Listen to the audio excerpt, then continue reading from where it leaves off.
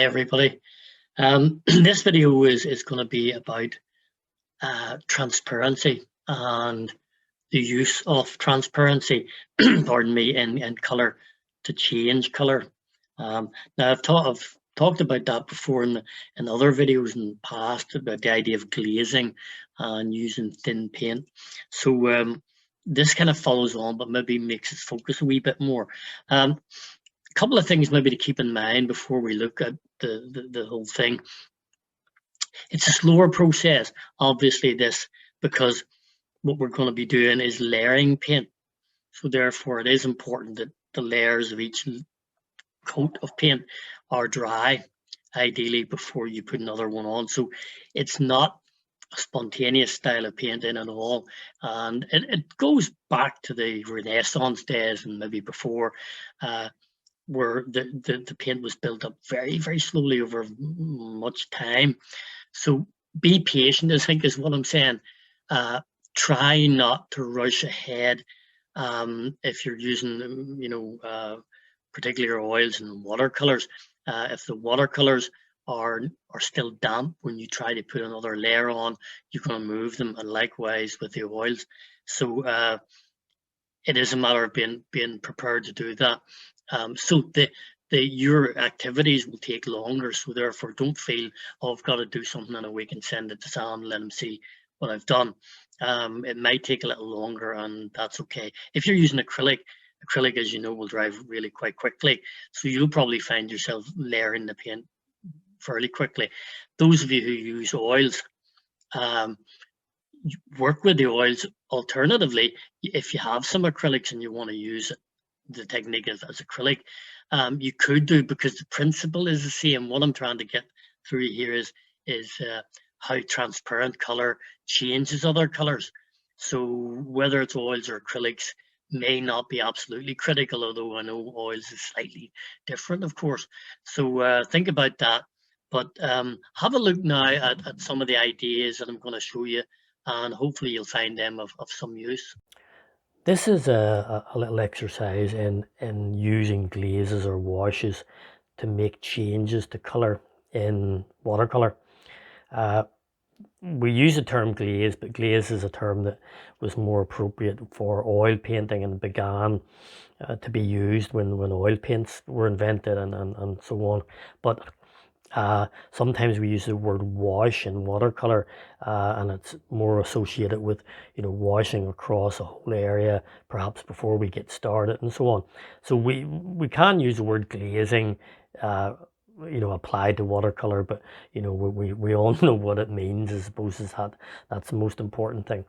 What I want to do here, I've laid out, you can see a series of boxes painted in watercolor. I've tried to make them as close in similarity as I can, but they're not absolutely accurate. But they're all the same color, and as in they're all a little dilute crimson. And so you notice I've got them laid out in an arrowhead shape. And what I want to do is, by using a method of layering and glazing, I want to do a couple of things, three things actually. One is to make the color richer and darker, more saturated and darker in tone. Also, what I want to do is make it move from warmer to colder, and across the diagonal I'm going to try and make it move from rich to desaturated, to muddier, if you like, desaturated. We've talked about that in the past. And what I'm going to do, what I'm going to use for that, I'm going to very carefully bring over, I have simply ultramarine blue here, I have crimson red, and I have a little bit of, I think it's viridian green in this tub here, as a complementary to red. As you know, green is a complementary to red. So I'm going to use those three third colors. They're quite dilute, as you can see, and I'm going to make the changes through layering rather than changing the color and then putting it on. The number of layers I use should make an adjustment each time in incremental points, if you like. So the first thing I'm going to do is take the crimson red along here, and this will stay as it was. The one in this top left corner will stay, and what I want to do now is just take and put a little layer of the same color on top there, and on top here, and so on. And again on the third one, same thing. So I'm going to place that, try to mop that a wee bit with too much paint. There we are. I'm going to leave those three like that at the moment while that can dry. But what we'll do is move down this way with the temperature. In other words, by adding blue, which is the cold color, on top of the red. So again, I'm not touching the top one, leaving that. Then just taking another layer of the blue on that second one and the third one. We'll just leave those alone for the moment. Then what we'll do across this way is work with the green, which is a complementary to red, and therefore will tend to desaturate the red. Okay, so again with a little, really quite delicate amounts of it, just take a little wash there. Obviously the original red is dry, and that is very important. That obviously with all paints, but particularly with watercolor, you know, if there's a dampness about it at all, it's liable to lift. And it even when it's dry, certain paper will encourage it to lift. So it can be a difficult thing with watercolor. But if we absolutely dry, we should be okay. What I'm going to do is let these dry and then go back to a second layer. These are now dry, hopefully. And what I'm going to do is repeat the process. In other words, add reds here, add blues there, add greens that way. But this time I'm going to leave the second ones untouched so that we can refer to those later. So we'll start with the red again. So we'll leave the second one untouched, and we'll put a layer over the third and the fourth. Let them be for now. And then what I'm going to do is move to the blue down the vertical channel, leave the second one of that, and then I'm just mixing the brush into the blue now, and just very carefully with the third there and the fourth here, just let that be. And again we'll let that dry in its own time, and then we work with greens diagonally. So we're desaturating the red this time. So this time also we are leaving the second one alone, and we are just applying the green over the third and fourth, and just let that be. And again with watercolor, it tends to soak in and so on, so it needs time to dry again. So we'll let that be for a few seconds.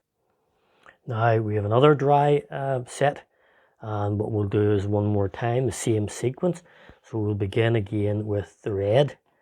So we'll take our red layer, and this time we are not going to touch the first three. We're just going to adjust the final one. Okay, we'll put another layer onto that one, and then we'll take the blue, go down, and this time again what we're going to do is just touch the final one. Just get so we can layer a little bit on that, let that be there. And then the green down the diagonal, so we take that, clean the brush, get our green onto the brush. I can just reach over here and put a little of the green on that final one over here, and let that sit. And again we'll let that dry. But while we're doing that, I'm hoping that you can see at least some indication of what's happening here, that you can see the adjustment we've made, the variations of reds we've got that way, from lightest, and that was a little light to begin with, but slightly deeper, richer and deeper. And obviously with this, if you keep on adding layers of the same red, there will come a point where the white of the page can no longer be seen and effective, so it'll probably stop. You'll not be able to get it much darker until you begin to add blues and other colors and so on. But what I'm saying is you can, with watercolor, enrich the reds and the deeper reds for quite a while, simply by layering and layering and layering. And the other thing to remember is look how subtle the changes are. It really is very subtle indeed. And that's very hard to get by mixing it as you go.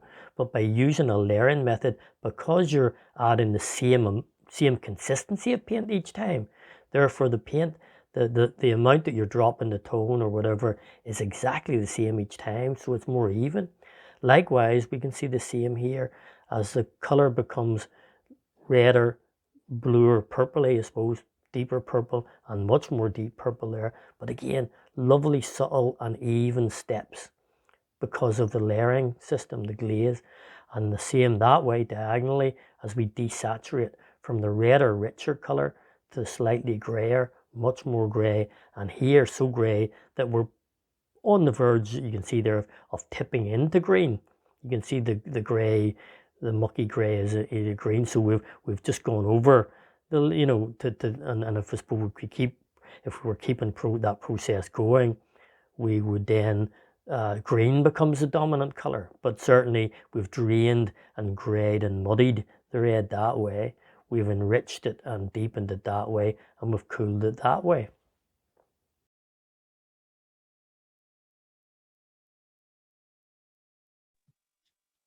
What I want to do now is just talk a little bit before we go further about local color, what we term local color. And this is a difficult one because can be difficult, but when we talk about what color is that mountain or what color is that house or whatever, we know as artists that color in itself doesn't exist. Color only exists because of light on objects. So if the daylight comes, the house will be a different color to nighttime, and the street lights. And so we know that we can't really tie it down.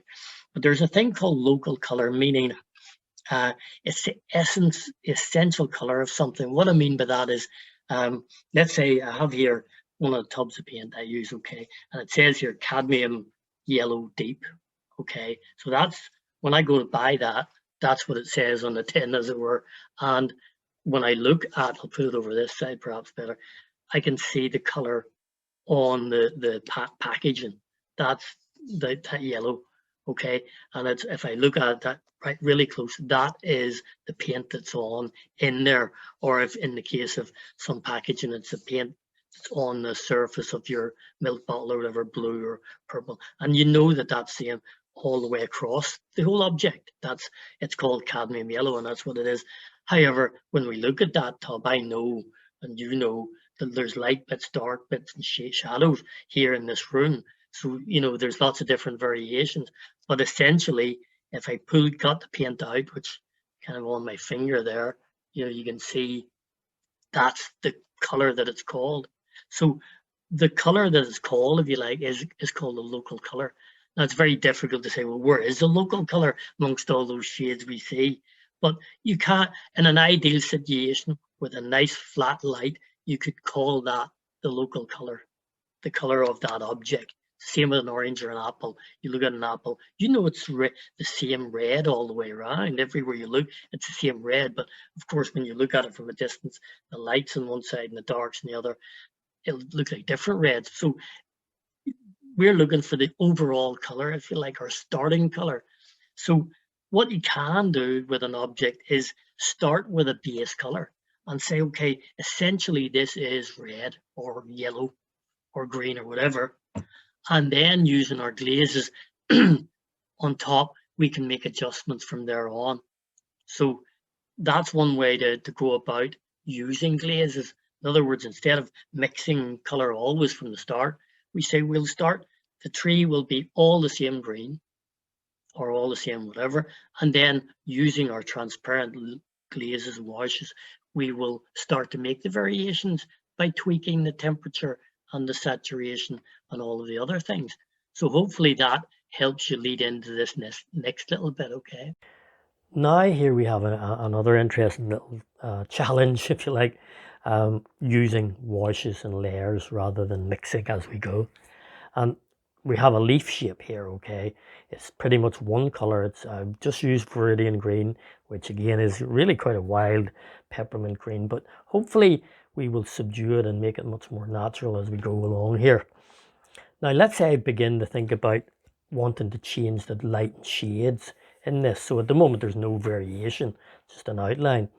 So I don't want to desaturate it at the moment. I don't want to make it warmer or cooler or anything else. I just want to change the darkness of that green.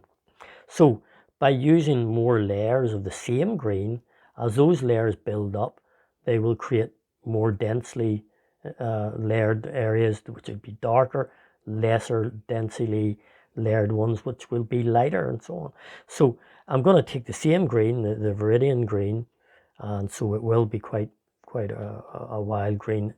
But what I'm going to do is, for instance, I'll put a layer of that over here, okay, and just along the top. I haven't really thought too much about what we want to do, but let's say along there, and I'm going to leave a couple of little bits there, look.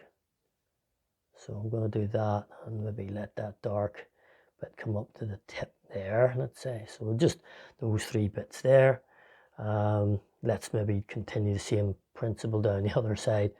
Have a little bit of a layer of green here, and maybe there. Maybe leave that wee vein down the middle here. I wasn't planning on it being detailed, but you know, we can imagine a little bit down there. So it's a simple looking sort of exercise here. Let that go around like that maybe. So that's just one layer of the same density and same color of paint, and we're going to let that dry and build upon that. Now this is dry, what I want to do is vary the light and shade a bit more. So I'm not changing the color, I'm simply using the same green paint, same density, same amount of water in the paint as went on here, but we're going to overlap it, so we'll have transparent layers which will create something different. So now I'm going to take this paint, some of it will be overlapped, you see, on top of what I had previously. So you'll hopefully see that that is going halfway over that one. And over here, I'll maybe overlap that one a little bit. I'm leaving 1 or 2 of the other bits without any paint on them. And maybe overlap that slightly, but not all of it. And maybe overlap this one, so it's half in the green and half in the yellower green, if you know what I mean. So it's sort of a, and while I'm at it, maybe just stick a wee half layer along there.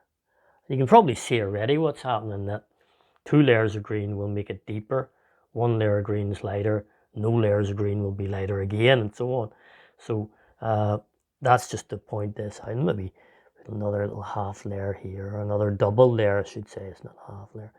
So you can see the difference between that and that, because there's 2 layers there, 1 there. So let's allow that to dry and see what happens. So we now have this second layer dry, and we can clearly see how that as we add more layers, we can see through those layers, and one layer will darken the next and so on. So it's like looking through stained glass windows, if you like. So I can continue this and vary the dark and light of this for a very long time. In other words, I could create lovely lights and shades within the leaf wherever I would like them to be. But I think we've got the idea behind that. What I want to do now is play a wee bit with temperature. So now what I quite nice to do is warm parts of this. And so what I'm going to do is add some yellow layers on top. So that yellow will go over the original layer, and it will probably be a fairly rich yellow. Where it goes over the second layer, it will be less so, and where it goes over the third one, it will mix with the green. It's the same as mixing it on a palette, except we have much more control in a sense over where it goes and how much we put on. So what I'm going to do now is just lay this on top here. Okay, this, so it's going over parts of the double layers, parts of the single layers, some parts and so on that we've done previously. I'll do that over that one there. So I might actually say let the yellow go on up there. A little bit over here, let's say, maybe up here. and maybe get some up near the top here, so it's halfway over that one, halfway over the other one, and so on. So we can see the other layers shining through. But look at the number of variations of color, or rather greens, that we're achieving already. And we really only have used two colors in a sense, you know, the green, which has been layered, and we've got one layer of yellow on this here. So we'll not touch that. So we'll let that dry and maybe build it up a wee bit more. Now this is interesting. I find we've already used greens, we've used yellows, we've built them layer upon layer. And what might be interesting is just to show you how that, you know, we can change an overall color quality of an object in one go. And what I mean is, if I wanted to cool this down, so I've been playing with warmer colors, in other words, the yellow on top of the green. But what if I took perhaps a blue, and again, it's just an ultramarine blue, and I'm just laying some on the palette as we speak, and hopefully, if this is dry here, it should be pretty dry. If I take and run a layer of the blue over all of this, so what I'm going to do is basically attempt to wash across this object with this brush. Maybe used a bigger brush, but never mind. And just keeping the paint even, but don't want to overdo it, you know. And just taking the courage to put paint everywhere. We'll just let that sit for a minute and dry. Here you can see now, this is dried, and look at how the blue has changed all of the underlying colours so much that the yellows that were quite yellow are now greenish. The greens that were green are now bluish green, of course, and the colours that were almost very delicate green are now more blue, simply because the blue has dominated them. But they're in layers rather than being mixed. So what might be interesting now, I'm going to go back to some layers of the green. Still the same green as I used at the very beginning. So we're not mixing new colours. You can see on my palette, I've just got reds, blues, bit of greens there, and they're not changing. I'm not mixing one to the other. The mixing's happening here, okay? So what I might do here is put, you know, a layer of green or greens over some of these parts. Along here again, a little bit like we did at the very beginning, you know. And look at the rich colours underneath, even as I'm painting the paint wet. You can see the beautiful subtle greens and everything that are happening here. Yes, it looks a wee bit more messy perhaps, but in a way it also shows the lovely variations underneath. It's like looking down underneath the water in a way. In fact, it may even be quite nice just to take that whole half of that leaf there and maybe just get rid of those lines and just put a little bit of that over there, so you can see some of the yellows and blues and all sorts creeping through from my earlier phases, but yet it's a beautifully rich set of colors now. If someone said mix those colors and put them on directly, it would be a very difficult task to get some of those such lovely rich colors, basically. What I might do here, I think that's dry, that top bit. Might be interesting to have a contrast. So we'll go back to the yellow end of the things for the top, the other side of the leaf. So we're washing on top and on top and on top and so on. Just putting a wee bit of water in that yellow there, because it's amazing how little colour we actually need. Watercolour, you know, it's a very delicate medium, I know, but and it's very easy to overdo it. But just slashing little gentle bits of the yellow on top of all of that stuff I had below. Try not to move it so we can still see it underneath. And hopefully you're seeing the richness and variety of colours that are possible. We've warmed them, we've cooled them, we've to some extent desaturated them, what I might do is let that dry, and because we're dealing with greeny colours, I'll add some red on and watch how they desaturate. This is now dry. I'm pausing the video, by the way, obviously between times when they're drying, so it might be strange to you. Suddenly it appears and it is dry, but that's what I'm having to do to save a little bit of time. But we have this leaf shape here, that's essentially now blues, greens, a little bit of yellowish greens, but you can see now more clearly the little layers below, those little shapes that I painted earlier on. And there's always a danger that they're going to start to move a bit, whatever. But even with a small amount of movement, we can still layer as long as we work dry on top of dry and don't rub for too long. Just gently wash the paint over and try to leave it. I think it's when we start to keep rubbing and painting that the brush literally starts to lift the paint off the paper. So that is not an easy thing to do, I know, but it's worth trying to practice. I know it's one of my downfalls with watercolor is over painting, over scratching it, Anyway, what I have now on the brush is crimson, so this is a crimson red. It's a complementary of green, I suppose. And what I want to do is just confirm that what we already know, that this will neutralize the green. So what I can do is I'm going to put a little bit here and there on this side, and little blocks of that there, fairly randomly, and you can see here immediately how this turns the green to a greyish colour, a muddy colour, and that's our desaturation, Instead of mixing the red into the green, we're just putting it on top of the green and allowing the transparency to just kill off the greens and give us that very neutral colour. It's gone quite dark, but that's exactly what is meant to happen when we desaturate. So that's been desaturated with layers, not with mixing. And we can maybe take just a wee bit here and there on that side, You can see the red more because it's gone over yellow, you see, on that side. And it's just one little wash I'm putting on. And you can see how that's different because that side already was a bit warmer than that.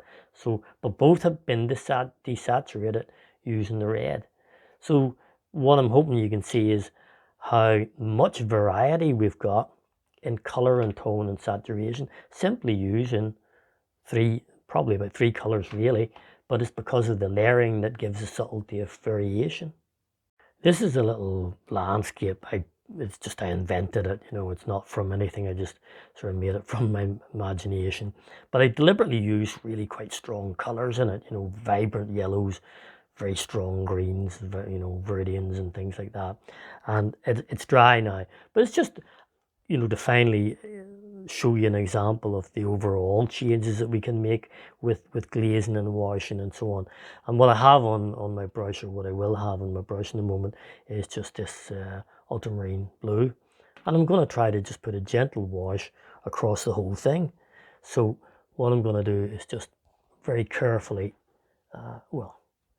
evenly as I can, just place this right over the top of that. Okay, you can see it, and it's pretty transparent. It's not particularly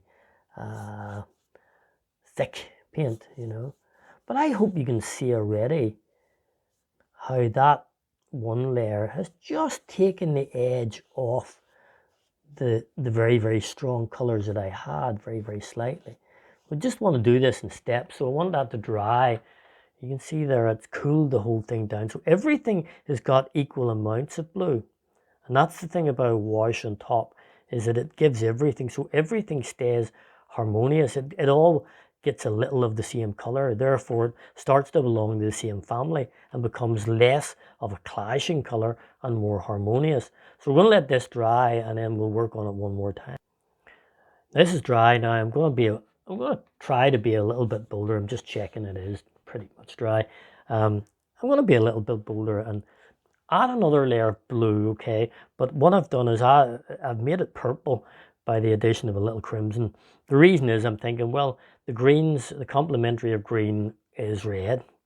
and we also know that blue will cool.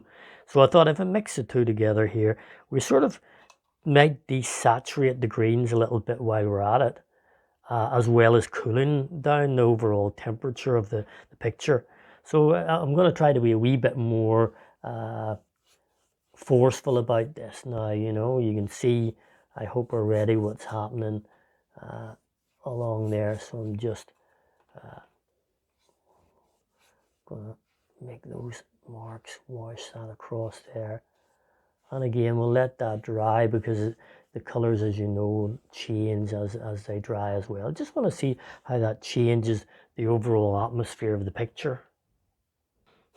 I hope you can see that what's happened here. Apologies, this is a little drop of water that came off the brush and it was too late. I didn't want to start rubbing it in, so there's a little droplet there. I'll cover that and pretend it didn't happen, okay? So there's the picture there, right? But you can see what's happened here. Everything has become a bit softer, uh, partly maybe because it's moved ever so slightly, I'm not sure. But the yellows, look at what's happened to the yellows, how they have changed. They're not really yellow anymore, yellow. Look at the greens, they're not as peppermint as they were because of the reds that were in that purple we put on. The sky certainly has gone, obviously gone more to the purple end. The distant mountains have blued more down. So everything is, because of purple, everything this time has got a layer of purple, and we're looking through it as if through purple glasses in a way. And therefore the mood, there's a softness, there's a coolness, there's a different atmosphere. And that was not because we mixed a whole new set of colours and painted the sky and then the grass and then the mountains and all until they fixed. We just put it underneath a, a body of paint, a layer. And that is one of the most important things, please, to keep in mind.